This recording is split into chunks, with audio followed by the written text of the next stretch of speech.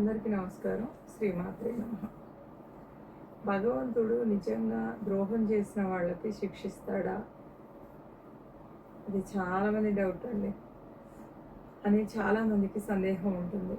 మనకి బాధ కలిగించిన వాళ్ళు, మోసం చేసిన వాళ్ళు బయటికి చూస్తే చాలా సంతోషంగా, చాలా హ్యాపీగా ఉన్నట్టు కనిపిస్తారు. అప్పుడు మన మనసులో దేవుడు చూస్తున్నాడా లేదా అనే బాధ వస్తుంది. కానీ ఖచ్చితంగా గ్రంథాలు ఏం చెప్తున్నాయి? ఇక్కడ ఎంతోమంది పెద్దవాళ్ళు వింటూ ఉంటారు, అందరూ చూస్తూ ఉంటారు, అందరికీ తెలిసిన వాక్లో కూడా తెలుసు మనకు. ఏమంటే అంటే కర్మ ఫలితం ఎప్పటికైనా తిరిగి వస్తుంది. కర్మ ఫలితం అంటే చేసిన తప్పులే కాదండి, మంచి ఒప్పులు కూడా. అందుకోసం ఏంటంటే దాని ఫలితాన్ని అనుభవిస్తుంటాం కాబట్టి మనం ఏం చేస్తుంటాం అంటే మంచిగా ఉన్నాం అనుకుంటాం. కానీ దాన్ని జమ చేసుకోవాలి, కర్మని, ఆ ఫలితాన్ని. ఆ జమ చేసుకోకుండా ఏం చేస్తాం, దీన్ని వాడుకుంటూ ఇప్పుడు ప్రస్తుత కర్మని రెండు కలిపేసి మనమే దారి తప్పు చూసుకొని ఆ చేసిన కర్మ ఫలితాన్ని మళ్ళీ అనుభవిస్తాం. అది ఎలా?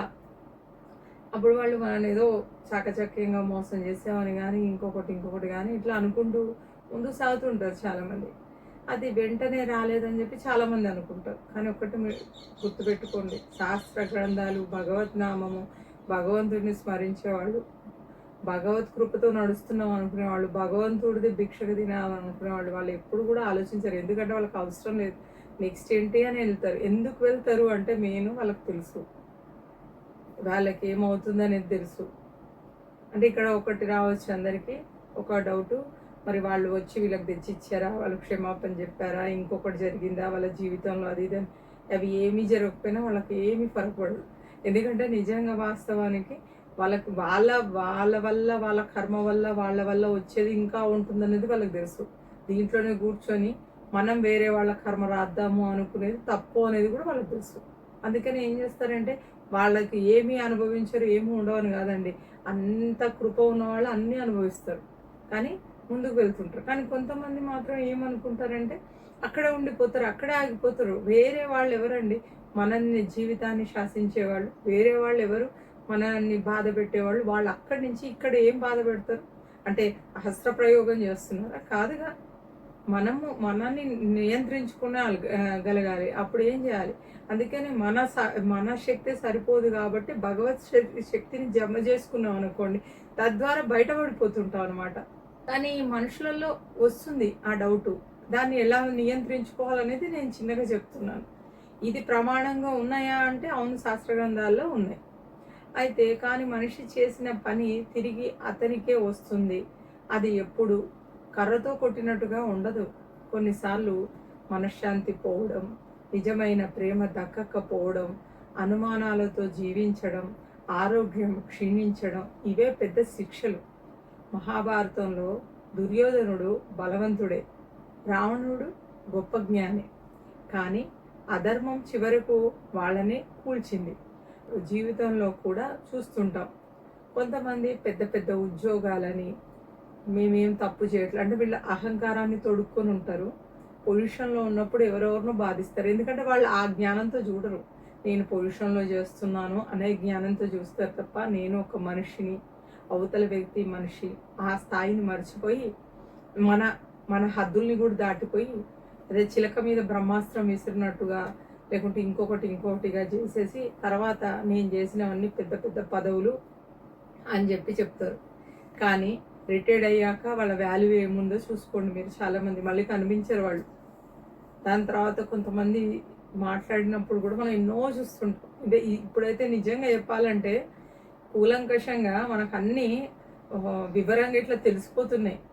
ఏంటి అంటే వాళ్ళ గతంలో ఎలా ఉన్నారు, ఇప్పుడు ఎలా ఉన్నారు, ఏం జరుగుతుంది, చనిపోయింది తెలుస్తుంది, ఇన్ని తెలుస్తున్నాయి. ముందు ఓన్లీ ప్రమాణాలను బట్టి, ఆధారం బట్టి మనం చూసుకోవడం, చదువుకోవడం అనేది తెలిసిన వాళ్ళకే అర్థమయ్యేది.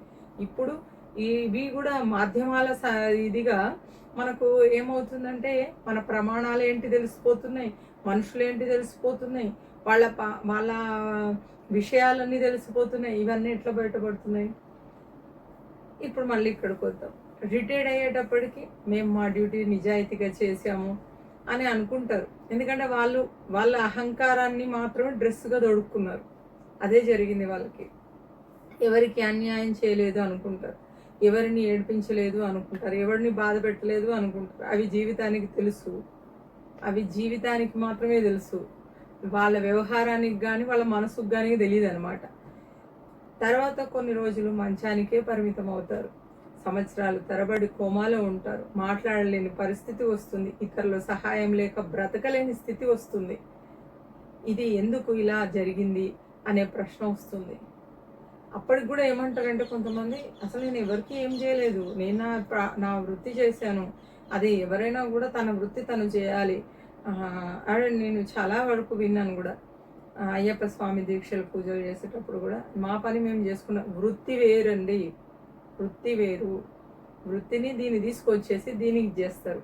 కానీ మనం మనుషుల్లాగా కూడా కొన్నిసార్లు ఆలోచించాలి. అది చెయ్యాలి అని ఎందుకు చెప్తున్నారు అంటే అది కర్మ సిద్ధాంతం చెప్తుంది, నేను చెప్పట్లేదు. కానీ కర్మ పూర్తిగా మనకు తెలియదు.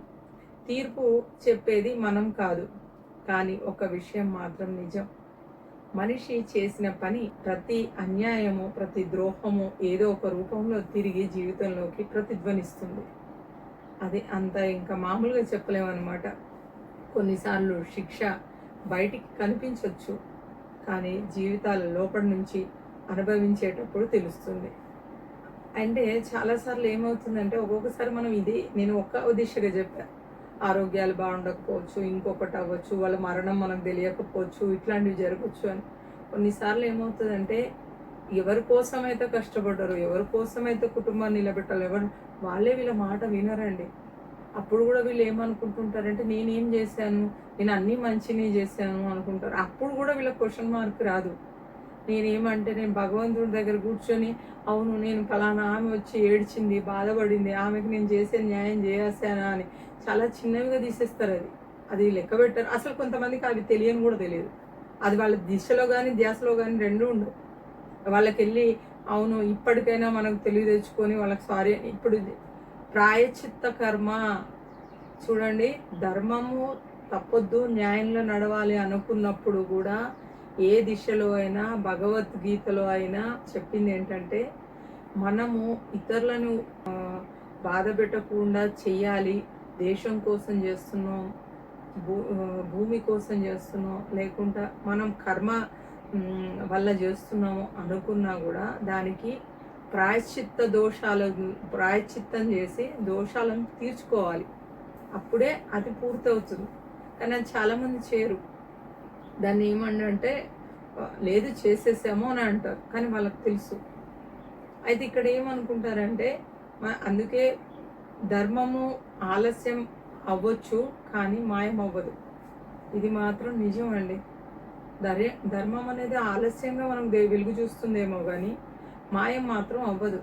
అందుకే మనం ఎవరికి అన్యాయం చేయకుండా మన పని నిజాయితీగా చేస్తూ మన వల్ల ఎవరికి కన్నీళ్లు రాకుండా జీవిస్తే అదే నిజమైన ధర్మం. శ్రీమాత్రే నమః.